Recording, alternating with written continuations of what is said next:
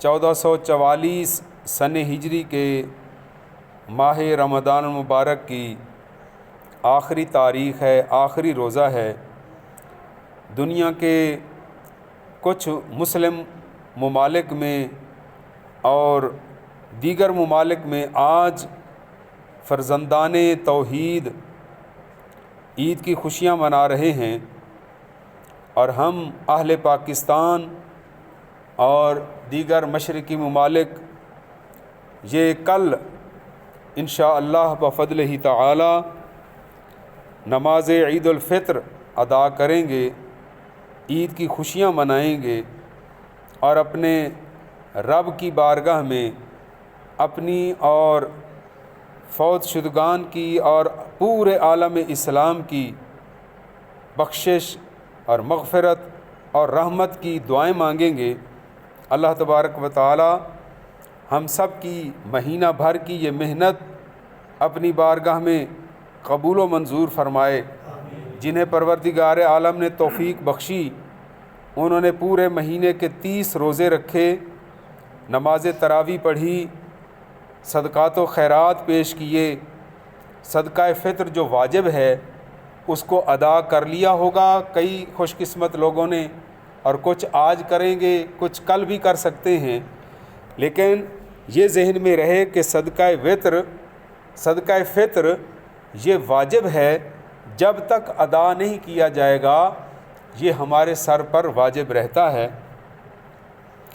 اور ایک ہی پورا صدقہ فطر جو آپ کے خاندانوں والوں پر واجب ہے، اور خاندان کا سربراہ وہ دینے پر اس کی ذمہ داری ہے، وہ صدقہ فطر بے شک ایک مستحق کو دے دیں تب بھی ٹھیک ہے، اور اگر اس کو کئی مستحقین میں بانٹ کر دے دیا جائے تب بھی درست ہے۔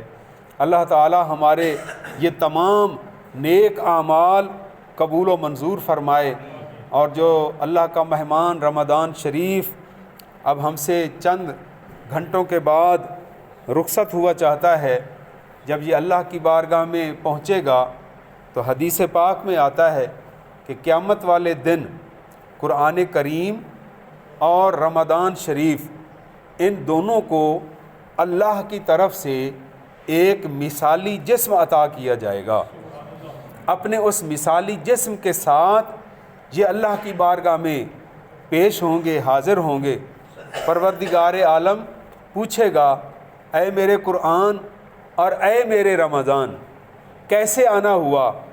تو یہ دونوں اللہ کی بارگاہ میں کہیں گے، یا رب العالمین، جن لوگوں نے دنیا میں ہم دونوں کا احترام کیا، ہمارے ساتھ پیار رکھا، ہمارے حقوق اور فرائض، ہمارے حقوق کو ادا کیا۔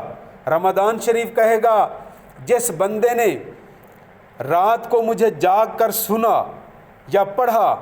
رمضان شریف کہے گا، جس خوش قسمت نے دن کے وقت میری پابندیوں کو برداشت کیا۔ ہم تو دونوں اس کی سفارش کے لیے آئے ہیں۔ تو پروردگار عالم کی طرف سے یہ اعلان ہوگا، یہ اعزاز عطا کیا جائے گا ان دونوں مہمانوں کو، اللہ کی ان دونوں نشانیوں کو یہ اعزاز دیا جائے گا، اے میرے قرآن اور اے میرے رمضان، مجمع حشر میں جس جس کی سفارش کرتے جاؤ گے میں انہیں بخشتا جاؤں گا۔ تو یہ وہ مقدس، اور اللہ پاک نے ان دونوں کو آپس میں کتنا جوڑا ہے، کیسے ملایا ہے۔ شہر رمضان الذی انزل فیہ القرآن، جب قرآن کریم کے نزول کی باری آئی تو پروردگار عالم نے سال کے 12 مہینوں میں سے جس مہینے کو پسند فرمایا وہ ہے رمضان المبارک۔ تو جس طرح یہ نزول میں اور ان کی آپس میں اللہ نے محبت پیدا فرمائی ہے، جو ان دونوں سے پیار اور محبت رکھتا ہے یہ اپنی محبت کی لاج کو نبھانا جانتے ہیں، اور کل بروز قیامت ان کی سفارش کو مانا جائے گا۔ اور آج جمعۃ المبارک ہے، جسے جمعۃ الوداع بھی کہا جاتا ہے، الوداعی جمعہ۔ رمضان شریف ہم سے رخصت ہوا چاہتا ہے، الوداع ہوا چاہتا ہے، لہٰذا آج کا دن اللہ کو بڑا پسند ہے۔ جمعۃ المبارک. ویسے پہلے بھی میں عرض کرتا رہتا ہوں کہ اللہ پاک کو 7 کا ہندسہ بڑا پسند ہے. طواف کعبہ کے چکر بھی 7، صفا اور مروہ کے چکر بھی 7، آسمان بھی 7، زمینیں بھی 7، اور ہفتے کے دن بھی 7. اور ان 7 دنوں میں اللہ پاک کو جمعۃ المبارک بڑی شان عطا فرمائی پروردگار عالم نے. اور اتنی شان عطا فرمائی کہ قرآن کریم کی ایک سورت، پوری کی پوری سورت جسے سورۃ الجمعہ کہا جاتا ہے، اللہ پاک نے اس دن کے اعزاز میں اتاری ہے. اور جو ہر جمعہ والے دن خطبے میں آپ وہ آیت کریمہ سنتے بھی ہیں، اور آج بھی میں نے پڑھی ہے آپ کے سامنے، یا ایھا الذین آمنوا، اے ایمان والو، اذا نودی للصلاۃ من یوم الجمعۃ فاسعوا الی ذکر اللہ وذروا البیع ذالکم خیر لکم ان کنتم تعلمون. حضرات محترم، تھوڑی سی تاریخی بات بھی سماعت فرمائیں. نزول قرآن پاک سے پہلے اس دن کو، جس کو آج ہم جمعۃ المبارک کہتے ہیں، عرب کے لوگ اس کو عروبہ کے نام سے یاد رکھتے تھے. پہلا اس کا نام کیا تھا؟ عروبہ.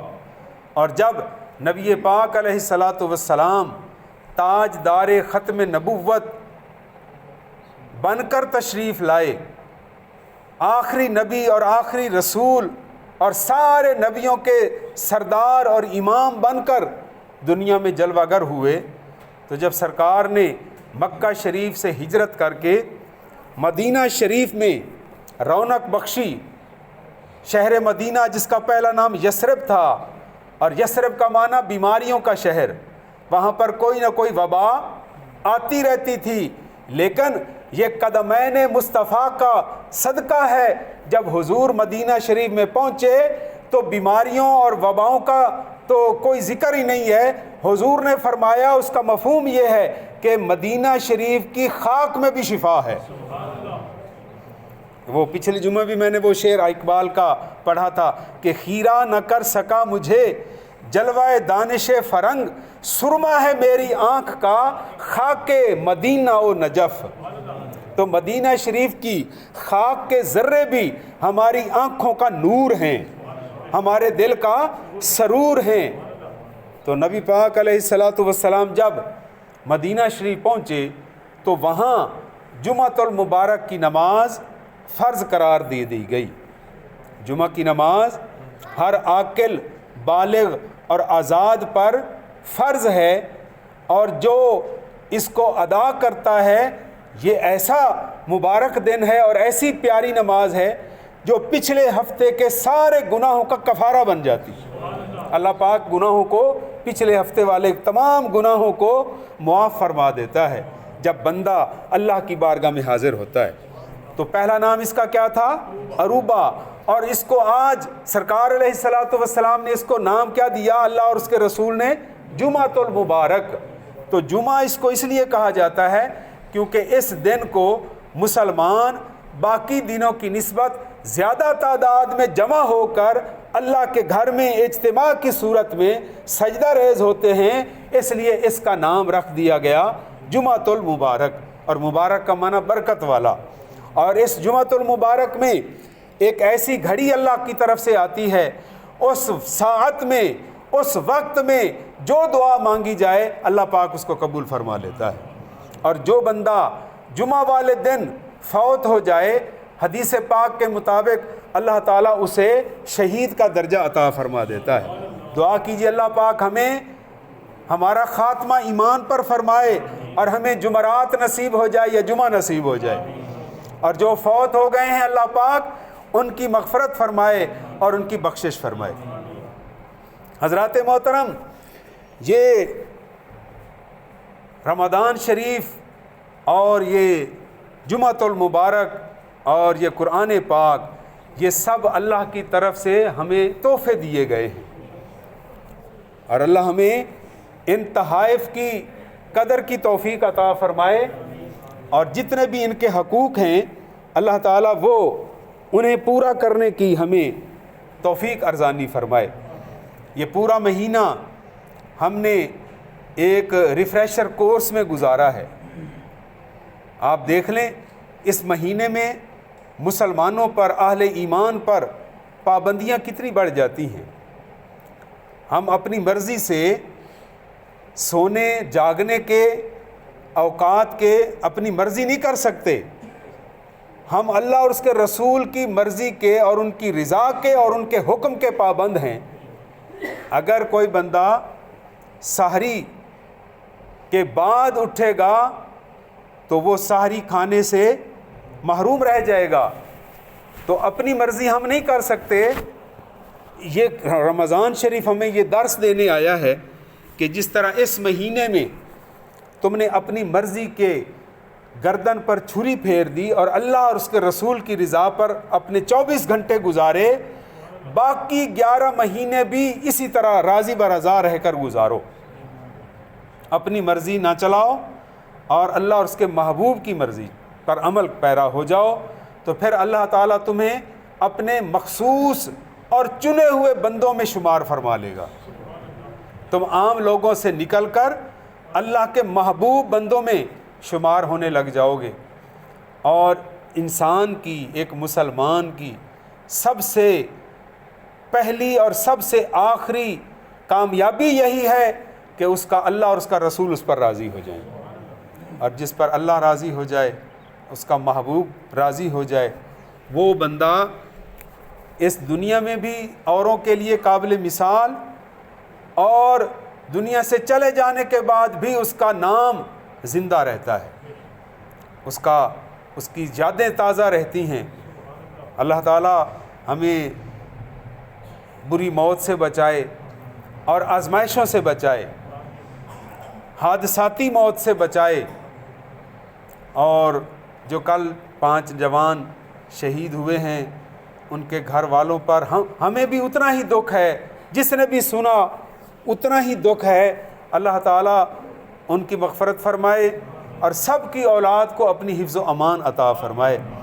اور اس کے ساتھ ساتھ یہ بھی عرض کرنا ضروری ہے کہ نوجوانوں میں خون گرم ہوتا ہے، جوش زیادہ ہوتا ہے، ان کو اعتدال پر لانا، ان کو مزاج کو ٹھنڈا رکھنا یہ اساتذہ کا کام ہے، والدین کی تربیت ضروری ہے، اور نوجوانوں کو عبادت کی طرف راغب کرنا ضروری ہے۔ جب قرآن کریم کی تلاوت ہوتی ہے تو قرآن کریم نے خود فرمایا ہے کہ قرآن پاک کو پڑھنے والے وہ ہر وقت مختلف کیفیت سے گزرتے ہیں۔ کبھی تو رحمت اور مغفرت کی آیت سے گزرتے ہیں تو ان کا دل کھل اٹھتا ہے، اللہ کی رحمت کی طرف ان کی توجہ ہو جاتی ہے، امید بڑھ جاتی ہے، اور 2-4 آیات کے بعد یا اگلی ہی آیت کے بعد دوزخ کا ذکر شروع ہو جاتا ہے، جہنم کا ذکر آ جاتا ہے، یا باغی اور سرکش فرعون اور نمرود جیسے لوگوں کا ذکر آ جاتا ہے، ان کی سزاؤں کو ذکر کیا جاتا ہے، تو بندہ قرآن کریم کی تلاوت کرتے کرتے اللہ کے غضب سے لرز جاتا ہے۔ اور وہ لرزنا، وہ کانپنا، وہ ہمارے لیے سب سے بڑا انعام ہے اللہ کا۔